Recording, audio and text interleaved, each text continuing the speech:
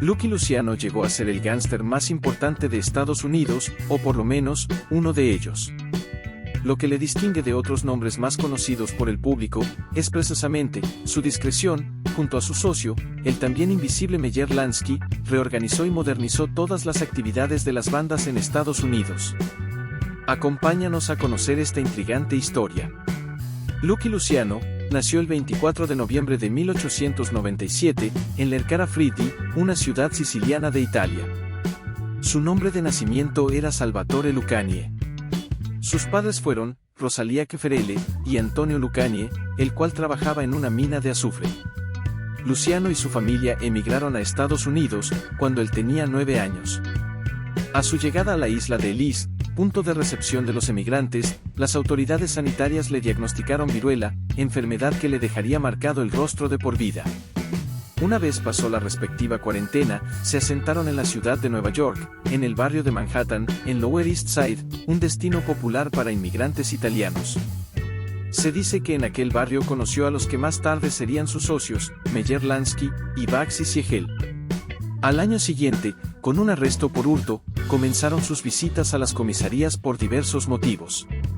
Con solo 10 años de edad, ya había montado su primer negocio de protección, con una especial preferencia por los jóvenes judíos del barrio, ya que eran los menos propensos a ofrecer resistencia. Hasta que un día, se produjo una excepción, y fue con un chico especialmente bravo que, pese a haberse superado en número y en tamaño, les dijo claramente a Luciano y sus amigos, que no cedería a sus amenazas. Hay muchísimas versiones sobre aquel encuentro, que difieren sobre lo que se dijo o si se llegó a los golpes, pero de lo que no cabe duda, es que Luciano quedó impresionado por la dureza que emanaba de los ojos de aquel chico, que él había creído una víctima fácil, y que entre ambos se estableció una conexión inmediata, que los convertiría en amigos de por vida. De esta manera, Luciano había conocido a Meyer Lansky. A los 14 años de edad, Luciano dejó la escuela y comenzó a trabajar entregando sombreros, ganando $7 por semana. Sin embargo, después de ganar $244 en un juego de dados, Luciano abandonó su trabajo y empezó a ganar dinero en la calle. En 1915, con 18 años de edad, ya tenía su propia banda en East Harlem. A esa edad fue sentenciado a 6 meses por vender heroína y morfina. A la salida del reformatorio, comenzó su carrera criminal en la banda Five Points Gun, con Frank Costello.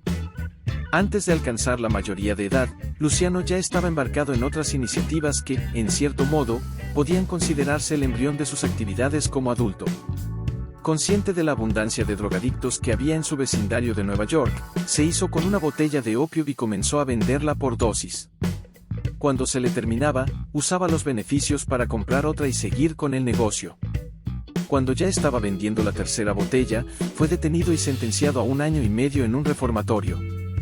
5 años después, fue arrestado de nuevo, esta vez por vender heroína, pero se libró de la cárcel revelando a los agentes el escondite de un contrabandista, y delatando a alguno de sus competidores, lo que le dejó libre y con el campo despejado. El apodo de Lucky, que significa afortunado, se lo otorgaron debido a las malas experiencias a las cuales Luciano sobrevivió a lo largo de su carrera delictiva, desde que llegó a Estados Unidos. Lo arrestaron varias veces por robo, agresión, apuestas y drogas, fue víctima de un secuestro donde fue torturado y sobrevivió a una tremenda paliza por 3 hombres, así como un corte en la garganta, debido al rechazo de trabajar para otro jefe, además de evadir a la ley durante su vida constantemente. De 1916 a 1936, Luciano fue arrestado 25 veces por distintos cargos. No tardó en convertirse, junto con Meyer Lansky y otros futuros jefes como Frank Costello, en uno de los jóvenes protegidos de Arnold Rastan, el gángster más poderoso de Nueva York, ya que éste, permanentemente se encontraba atento a la caza de nuevos talentos. Pero Luciano mantuvo siempre un pie fuera, como dijo el mafioso Joe Bonanno, Lucky vivía en 2 mundos. Mientras se revelaba como una pieza de enorme importancia entre las bandas italianas, no tenía reparos en hacer negocios de forma paralela con sus amigos judíos de la infancia, Meyer Lansky y Bugsy Siegel, y continuó haciéndolo cuando se convirtió en uno de los hombres de confianza de Joe Messere, uno de los principales jefes de bandas de Nueva York. Luciano se unió a la banda de Joe Messere. A diferencia de Rastan, Messere era un hombre no educado con malas maneras y pobres capacidades de gestión. Para finales de los años 20, el principal rival de Messarie era el jefe Salvatore Maranzano, quien había llegado de Sicilia para administrar las actividades del clan Castellammarese. Maranzano rechazó pagar comisiones a Messarie, y su rivalidad con el tiempo se agravó hasta la sangrienta guerra de los castellammarenses, que duró 3 años y costó docenas de vidas. Tanto Messarie como Maranzano eran llamados Pit Mostacho, ya que deseaban preservar lo que se suponían que eran los principios de la mafia del viejo mundo, del honor, la tradición, el respeto y la dignidad. Eran jefes de la mafia tradicional, viejos, y habían comenzado sus carreras criminales en Italia. Estos jefes tradicionales rechazaban trabajar con no italianos, e incluso eran escépticos en trabajar con no sicilianos. Algunos de los jefes más conservadores solo trabajaban con hombres con raíces en su propio pueblo siciliano. En cambio, Luciano era, como lo llamaban, un joven turco, en referencia a la relación con la mafia judía, especialmente a Meyer Lansky, que pertenecía al grupo de los nuevos mafiosos que querían un cambio radical en el orden establecido. Creían que mientras hubiera dinero que ganar, no importaba a qué cultura pertenecía el futuro socio. Deseaba trabajar no solo con italianos, sino también con gángsters judíos e irlandeses. Luciano quedó sorprendido cuando mafiosos sicilianos tradicionales le reclamaron sobre sus tratos con su amigo íntimo, Frank Costello, a quien llamaban despectivamente sucio calabrés. Luciano contemplaba todo aquello con una mezcla de desprecio y desconcierto. Tantos rencores, asesinatos y prejuicios raciales no hacían más que llenar las calles de sangre y llamar la atención de la prensa, que presionaba a su vez para que se reforzara la acción policial. En conjunto, un desastre para los negocios. Era necesario cambiar la manera de pensar. Luciano pronto comenzó a cultivar lazos con otros jóvenes gángsters que habían nacido en Italia, pero comenzaron sus carreras criminales en los Estados Unidos. Conocidos como los jóvenes turcos, les irritaba el conservadurismo de sus jefes. Luciano quería usar las lecciones que aprendió de Dastan para cambiar actividades de bandas por imperios criminales. Conforme la guerra progresó, este grupo pasó a incluir futuros líderes como Costello, Vito Genovese, Albert Anastasia, Joe Adonis, Joe Venano, Carlo Gambino, Joe Profaci, Tommy Giuliano, Salvatore Piccolini y Tommy Lucasi. Los jóvenes turcos creían que el conservadurismo y la avaricia de sus jefes los mantenía en la pobreza, mientras que las bandas judías e irlandesas se enriquecían. La visión de Luciano era formar un sindicato nacional del crimen, en el que los italianos, los judíos y los irlandeses pudieran unir sus recursos y hacer que el crimen organizado fuera un negocio lucrativo para todos. En octubre de 1929, Luciano fue obligado a entrar en una limusina a punta de pistola por 3 hombres. Fue golpeado, marcado en la cara con una navaja y, finalmente, abandonado en una playa de Staten Island. De alguna forma, sobrevivió a esta experiencia, pero le dejó marcado de por vida, con una cicatriz y un párpado caído. La identidad de sus secuestradores nunca fue establecida. Cuando la policía lo recogió después de la paliza, Luciano dijo que no tenía ni idea de quién lo había hecho. Sin embargo, en 1953, Luciano dijo a un entrevistador que fue la policía la que lo secuestró y lo golpeó. Otra historia fue que Maranzano ordenó el ataque. La consecuencia más importante de este episodio fue la cobertura de la prensa que tuvo, presentando a Luciano al público neoyorquino. Debido a este incidente, Luciano resolvió que estaba en el bando equivocado, decidiendo deshacerse finalmente de Messarie y tomar el control de la banda. Pero para ello había que eliminar algunos obstáculos, principalmente los viejos jefes, que jamás habrían aceptado que las cosas se desarrollaran de esa manera. El primero fue Joe Messarie, a quien Luciano consideraba responsable del estallido de la guerra castellammarese, por su falta de sentido práctico. El enfrentamiento había terminado en 1931 con la victoria de Maranzano, pero Messarie seguía siendo un enemigo a considerar. Luciano le acompañó a comer a un lugar de confianza, el restaurante en Mouve Villa Temarou, en Coney Island, y tras el almuerzo, los 2 hombres se quedaron un rato jugando a las cartas. Cuando el restaurante se vació, Luciano se excusó para ir al lavabo. En cuanto salió del comedor, 4 pistoleros entraron en el local y descargaron 20 balazos sobre Messarie, de los que 6 resultaron mortales. Luciano incorporó el negocio de Messarie al suyo propio, y cesó, aparentemente, cualquier hostilidad con Maranzano. Con la bendición de Maranzano, Luciano asumió el poder en la banda de Messarie, y se convirtió en teniente de Maranzano. Este hecho pondría el punto final a la famosa guerra de Castellammarese. De hecho, este cimentó el nuevo ambiente de paz nombrándole su segundo. Con la desaparición de Messarie, Maranzano dividió a todas las bandas italo-estadounidenses en Nueva York en 5 familias. Conforme a su trato original con Maranzano, Luciano asumió la vieja banda de Messarie. Las otras 4 familias estaban encabezadas por Maranzano, Profasi, Giuliano y Mangano. Maranzano prometió que todas las familias serían iguales y libres de hacer dinero. Sin embargo, Maranzano convocó a una reunión a las 5 familias de Nueva York, y se autoproclamó jefe de jefes, el absoluto jefe del crimen organizado en Estados Unidos. Esto significaba que cada familia habría de compartir los beneficios con él. Luciano parecía aceptar estos cambios, pero estaba solo ganando tiempo antes de librarse de Maranzano. Aunque Maranzano era ligeramente más abierto de mente que Messarie, Luciano había llegado a creer que Maranzano era todavía más avaricioso y rígido que lo que había sido Messarie. Como Maranzano sabía que la única forma de mantener su poder era eliminando a aquellos que pudieran arrebatárselo, Luciano se convirtió de inmediato en su primer objetivo. Lo que Maranzano no sabía era que Luciano contaba con una extensa red de espías en todas las familias, empezando por la suya propia. Para septiembre de 1931, Maranzano contrató a Vincent, un gángster irlandés, para matar a Luciano. Luciano se enteró de los planes de su jefe, y el 10 de septiembre, Maranzano ordenó a Luciano y Genovese acudir a su oficina en Manhattan. Convencido de que Maranzano planeaba asesinarlos, Luciano decidió adelantarse a los hechos. Para tal fin organizó un grupo de sicarios, 4 gángsters judíos desconocidos para la gente de Maranzano, ya que ningún pistolero italiano se habría atrevido a atentar contra el jefe de jefes. Estos, los había conseguido con la ayuda de Lansky y Siegel, ambos judíos. Disfrazados de policías, 2 de los gángsters entraron en su despacho y desarmaron a los guardaespaldas de Maranzano. Los otros 2, ayudados por Tommy Lucasi, quien estaba allí para señalar a Maranzano, apuñalaron a Maranzano varias veces antes de que ejecutasen a disparos a su entonces jefe. Según el informe policial, dejaron su cuerpo cosido a balazos. En su huida, el grupo se encontró con Cole, alias Perro Loco, el asesino que tenía la orden de matar a Luciano, quien fue advertido de que había un asalto policial y escapó. El reinado de Maranzano había durado un total de 4 meses. Con la muerte de Maranzano, Luciano se convirtió en el más poderoso jefe del crimen organizado en los Estados Unidos. Había alcanzado la cumbre de los bajos fondos de Estados Unidos, dictando las reglas criminales, sus políticas y las actividades junto con los jefes de las demás familias. Luciano también tenía su propia familia criminal, que controlaba los lucrativos negocios criminales en la ciudad de Nueva York, como el juego ilegal, las apuestas, el tráfico de drogas y la extorsión.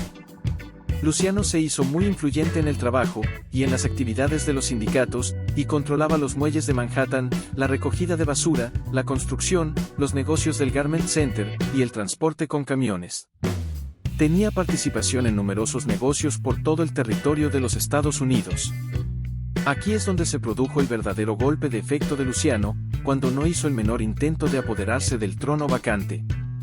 Adoptó una política de vivir y dejar vivir, respetando la división de las actividades criminales en áreas, pero rechazando la idea de que un jefe mandase más que otro.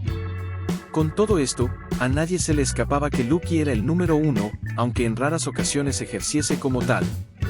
Su estrategia le había otorgado suficientes méritos, como para que nadie le discutiera el puesto. Las bandas se concentraron en la prostitución, las drogas, la lotería ilegal, el juego, la extorsión, la usura y la corrupción sindical, y los beneficios fluyeron libremente, sin el obstáculo de la sangre. El nuevo sindicato del crimen contaba, eso sí, con una cúpula directiva, la comisión, formada por los jefes de las principales bandas, donde tanto italianos como judíos dejaban de lado cualquier suspicacia étnica a la hora de tratar asuntos de peso o que requerían atención inmediata. Luciano gustaba de mantenerse en segundo plano y dar su opinión cuando se la pedían.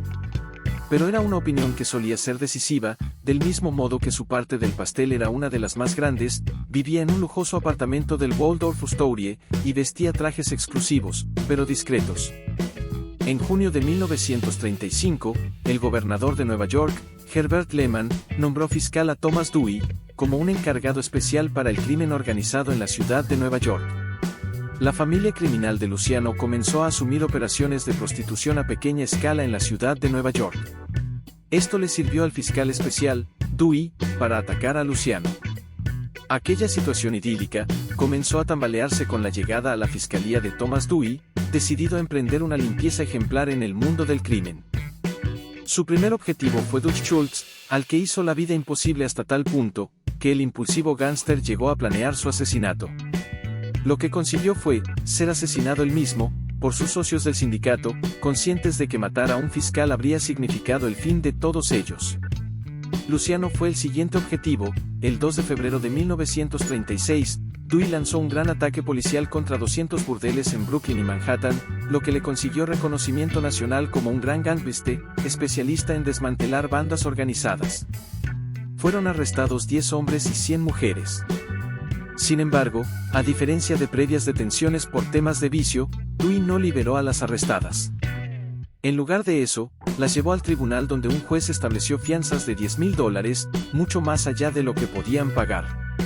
Para mediados de marzo, varias acusadas habían implicado a Luciano con tal de salir de la cárcel. 3 de estas prostitutas implicaron a Luciano como su cabecilla, quien recogía el dinero. Sin embargo, el socio de Luciano, David Betillo, era quien estaba realmente a cargo del círculo de prostitución en Nueva York.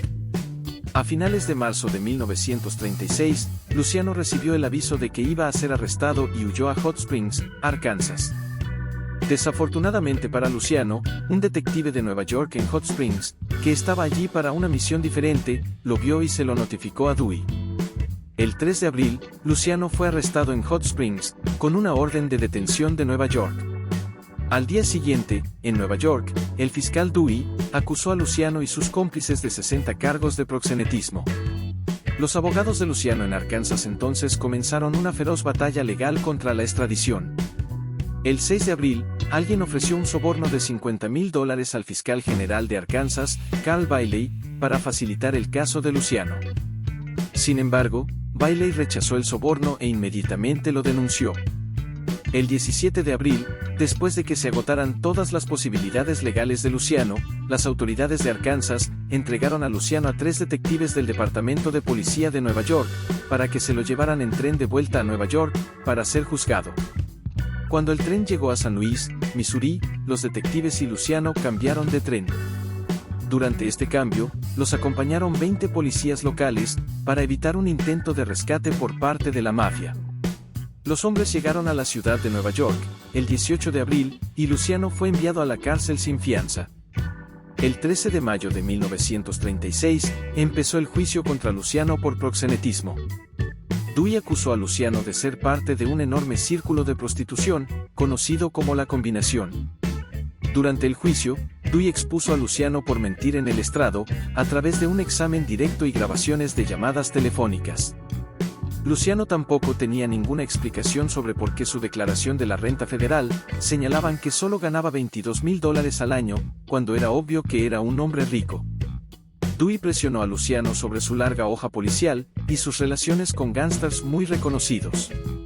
El 7 de junio, Luciano fue condenado por 62 cargos de proxenetismo. El 18 de julio fue sentenciado de 30 a 50 años en una prisión estatal, junto con Betillo y otros. Aún desde la prisión, Luciano continuó al mando de los negocios de la familia a través de su segundo al mando, Vito Jonevis. Sin embargo, en 1937, Jonevis huyó a Nápoles, para evitar ser encausado por asesinato en Nueva York. Luciano entonces nombró a su asesor, Costello, como nuevo jefe y supervisor de los intereses de Luciano. Luciano fue encarcelado primero en la prisión Sing Sing, en Nueva York. Sin embargo, a finales de 1936, las autoridades lo trasladaron al correccional de Clinton, Nueva York, un establecimiento remoto lejos de la ciudad.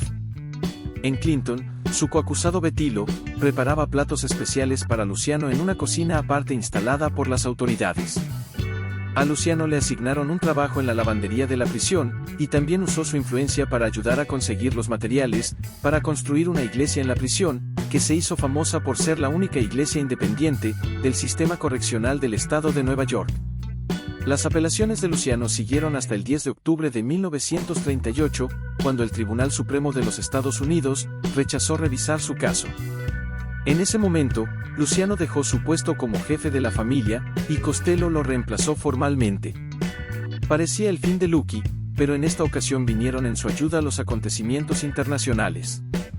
Con el estallido de la Segunda Guerra Mundial, creció la preocupación por la infiltración de espías alemanes en los muelles de Nueva York, que suministraban información a submarinos nazis sobre los mercantes que salían del puerto, e incluso participaban en actos de sabotaje.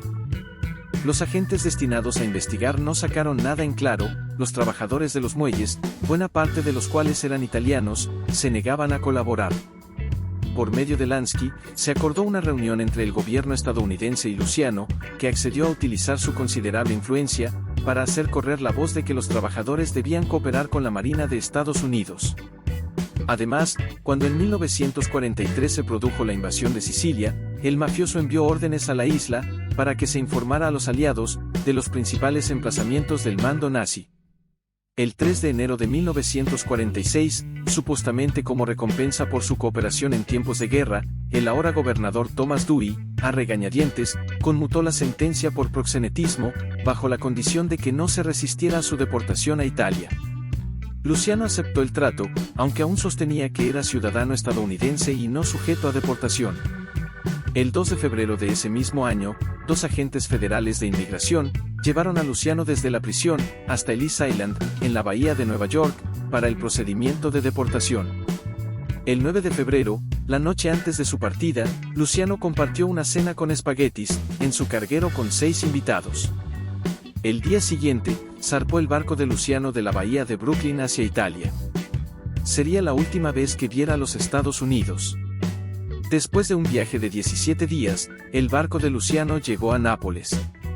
A su llegada, Luciano les dijo a los reporteros que probablemente residiría en Sicilia. Luciano se sintió muy herido por haber tenido que dejar los Estados Unidos, un país al que siempre consideró su hogar desde su llegada con 9 años. Durante su exilio, Luciano frecuentó a los militares estadounidenses y turistas de este país durante viajes en tren por Italia. Luciano disfrutaba estos encuentros y alegremente aceptaba posar para fotografías y firmar autógrafos. En octubre de 1946, Luciano se trasladó en secreto a La Habana, Cuba. Primero tomó un carguero de Nápoles a Caracas, Venezuela, luego voló a Río de Janeiro. Y tomó otro vuelo a Ciudad de México y volvió a Caracas, donde tomó un avión privado a Camagüey, Cuba, llegando finalmente el 29 de octubre.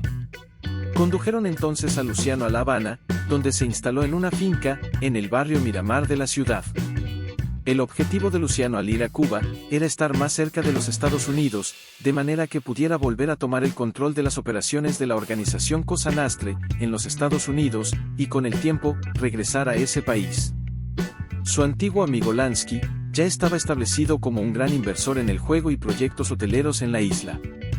Lansky convocó a una reunión de las principales cabezas de las grandes familias del crimen en La Habana para el mes de diciembre. La excusa era acudir a un concierto del cantante Frank Sinatra. Sin embargo, la verdadera razón era discutir asuntos políticos, normas de actuación e intereses de negocios con Luciano presente. Además, Luciano encontró por primera vez con oposición firme. El 20 de diciembre, durante la conferencia, Luciano tuvo un encuentro privado con Genovese en la suite de hotel de Luciano. Genovese había regresado de Italia a Nueva York para enfrentarse al juicio sobre un cargo de asesinato. Sin embargo, en junio de 1946, los cargos fueron desestimados y Genovese estaba libre para volver al negocio mafioso. A diferencia de Costello, Luciano nunca había confiado en Genovese. En el encuentro, Genovese intentó convencer a Luciano de que se convirtiera en jefe de jefes titular y permitiera que Genovese lo manejara todo. Luciano con tranquilidad rechazó la sugerencia de Genovese. Este le aconsejó entonces que se retirara. La intención de Luciano era permanecer en Cuba de incógnito, hasta que un nuevo giro del destino le permitiera regresar a Estados Unidos, pero los federales le detectaron en 1947 y exigieron al gobierno cubano su inmediata deportación a Italia. Tras la reunión en La Habana de 1946, Luciano estableció su nueva base en Nápoles, donde montó un negocio de tráfico de drogas a Estados Unidos. La mercancía llegaba camuflada entre productos italianos, como vino o aceite de oliva. En 1957, organizó una gran reunión de familias, en el Gran Hotel de Spalmes, en Palermo, para reorganizar la cooperación entre las mafias americana y siciliana. Las familias de Estados Unidos estaban ya excesivamente fichadas por la policía, como para seguir con un negocio tan impopular, así que acordaron alquilar sus territorios a los sicilianos.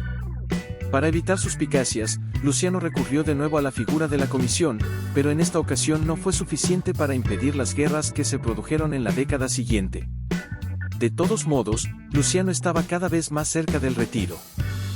Comenzó a distanciarse de Lansky, porque pensaba que el porcentaje que le mandaban de Estados Unidos era cada vez menor, y sufrió una serie de ataques cardíacos que minaron seriamente su salud. Rompió su reserva habitual y concedió varias entrevistas, en las que hablaba de su participación en el crimen organizado, de la manera más ventajosa para él. No quería cerrarse ninguna puerta, ante un posible regreso a Estados Unidos, que seguía considerando su verdadera patria. Pero el 26 de enero de 1962, Luciano murió de un ataque al corazón en el Aeropuerto Internacional de Nápoles. Luciano había ido al aeropuerto, para encontrarse con el productor estadounidense Martin Gosch, sobre una película basada en su vida. Después de la reunión con Gosch, Luciano sufrió un ataque al corazón y murió. Luciano no era consciente de que agentes antidroga italianos le habían seguido al aeropuerto para arrestarle por cargos de narcotráfico. 3 días después, 300 personas acudieron a su funeral en Nápoles. El cuerpo de Luciano fue llevado por las calles de Nápoles en un coche fúnebre negro tirado por caballos. Con el permiso del gobierno estadounidense, los parientes de Luciano llevaron su cuerpo de vuelta a Nueva York para su enterramiento. Sus restos fueron finalmente enterrados en la cripta familiar de los Lucanie, en el Home Cemetery, en Queens. Más de 2.000 dolientes acudieron a su funeral. En su vida personal, a principios de 1948, Luciano conoció a Igea Lissoni, una bailarina italiana 20 años menor que él, a quien él más tarde describiría como el amor de su vida. En el verano, Lissoni se trasladó a vivir con él. Aunque algunos sostienen que la pareja se casó en 1949, otros afirman que solo intercambiaron anillos. Luciano y Lissoni vivieron juntos en la casa de Luciano en Nápoles. Aunque Luciano adoraba a Lissoni, él siguió manteniendo relación con otras mujeres, y esto llevó a numerosas discusiones con ella. En 1959, Lissoni murió de cáncer de mama. Luciano nunca tuvo hijos. En una ocasión explicó el por qué no quise que un hijo mío tuviera que vivir como el hijo de Luciano, el gángster, que es la única cosa por la que aún odio a Dewey, por convertirme en un gángster ante los ojos del mundo. No quedan dudas que la vida de Luke y Luciano estuvo llena de intrigas y traiciones. Así pues, para terminar con esta increíble historia, surge una pregunta que quizás ya se hayan hecho nuestros suscriptores. ¿Fue Lucky Luciano el gángster más inteligente de todos los tiempos? Háganoslo saber en la sección de comentarios, no olvides darle like y suscribirse. Mientras tanto, muchas gracias por vernos, nos vemos en el siguiente video de personajes de la historia.